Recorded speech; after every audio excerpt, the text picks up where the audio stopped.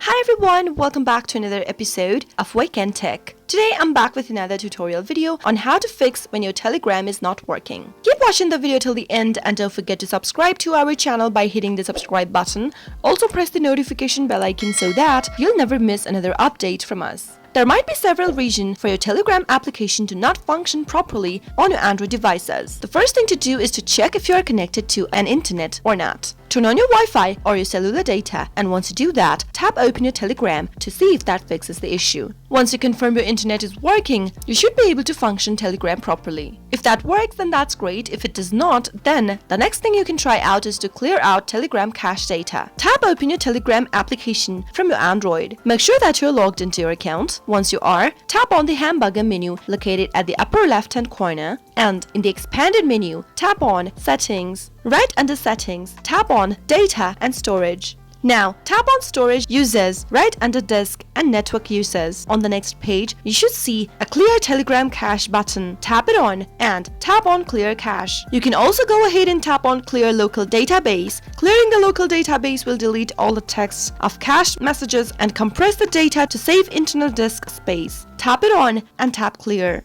After you do that, go back to your Telegram and see if that fixed your issue. Sometimes, because you are using an outdated version of Telegram, you might walk into this situation. So always make sure to be updated to the latest version of every app that are installed on your Android device. Tap open your Play Store and search for Telegram into the search bar. Now, once you find the application in the search result, tap on Update to update the application to its latest version. Those were some of the fixes that you could try out whenever you're not being able to operate Telegram application smooth on your Android device. I hope the tutorial was helpful to you. If it was, go ahead and give us a thumbs up. I'll be back soon with more tutorial videos like this. Thank you for watching.